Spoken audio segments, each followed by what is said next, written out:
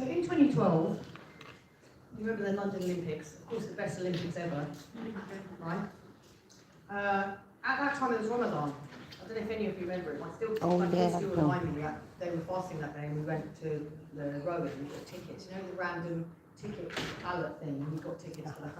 It was really, really hot that day. Anyway, the point is it was Ramadan. There were athletes, Muslim athletes, coming from all over the world and needed to, many of whom were fasting, and needed somewhere to break their fast. So there was emerged out of that some events that happened in mosques and in different cities where the athletes, Muslim athletes, could be looked after. But there was also something really important about us as Muslims having a rethink about Ramadan and the fact that we kind of keep it to ourselves. Now I know this might seem impossible to imagine now because there's iftars everywhere. Everywhere you look, it's in part of, I would say, the calendar for this country. It wasn't always like that. So at that time it took people, me and a few others, to get together and say, look, we need to encourage Muslims to open up Ramadan, basically. It's the best time of year for us, and there's a lot more to it than just not eating and drinking, of course. There's a lot of blessing in it, but there's something very powerful about eating together. And I think in Ramadan it just does that double, triple, quadruple thing. Not just having people to eat, but there's a lot of blessing, like in this room right now. So we essentially tried to get Muslims to open up Ramadan. What I could never, ever, ever, ever have imagined is fast forward now to now, as I say, first of all, it's part of the calendar of this country. Second of all, as we speak, there will be iftars happening in synagogues, churches, community centres, schools, outdoors, places like this. Houses of Parliament. Houses of Parliament.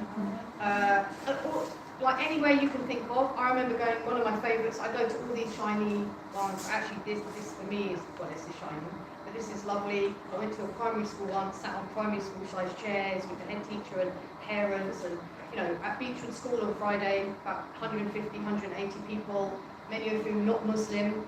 It's quite something when you've got young people who are Muslim with their friends who are not, and being supported. So I think there's just something really powerful about that. So now it's kind of got a bit of a life of its own. Now you're almost thinking, okay, when's it going to sort of slow down a bit now? But you know what, the lesson I would take from it is not for me to say, oh, you know, I started all these iftars, no.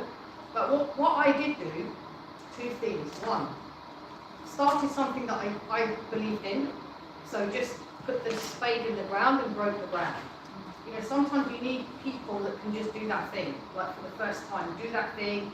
In this case, invite people in, arrange it, create trust, relationships, then it does its thing.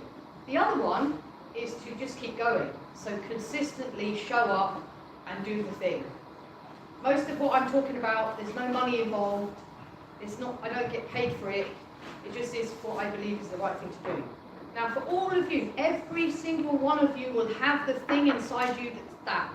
It won't be the same as me. But the point is, for a lot of people, you get to a certain age, especially women, and you haven't found your thing. Call it the North Star, call it whatever you want to call it, the core of you. You need to work out how to find out what that is. That's why I'm happy. That's why I feel content, because I'm constantly just fulfilling that thing. That's what, for me, this is all about. So I think the first, that important thing of breaking ground, don't be frightened. If you've got an idea, guess what? There'll be 100 people telling you it's a stupid idea. You need to know on the inside it's your idea. Don't listen to the noise. I can speak to you for 4 hours right now about the noise of people telling me, why are you doing that? And what do you think, who do you think you are? Who does she think she is going on TV? Who do they think they are doing that thing, right? Sometimes you hear it, most of the time you don't. And all of the time you just have to ignore it and use it as fuel. I had a really difficult year last year of people doing that thing to me, right? I'm not saying it here to be, oh, woe is Judy, because actually, guess what? I'm literally on fire with motivation to show those people, I'll show you what you told me I couldn't do. I'm going to do it, and better than I would have done it had you not treated me like that. So I'm saying it that if you have that idea and you figure out what it is, trust me, just trust me, there will be people in your family, or your siblings, or your friends, or people that you meet after a long time will be giving you the, what do you think you're doing that for? Whatever it is, just don't listen. You need to find people like us who will champion and judgment-free, say, no, you can basically do anything. Sorry, She can talk. I can talk. I said at the beginning of Ramadan to my husband, the fasts are really easy, right? As Sabina said, they're easy, they're short. So I need to find something that's hard for me. So I said to him, I'm going to talk less. He was like, oh, thank God. But as soon as he starts hearing me, like, and I thought you said you were going to talk less. I thought, why did I even tell him that?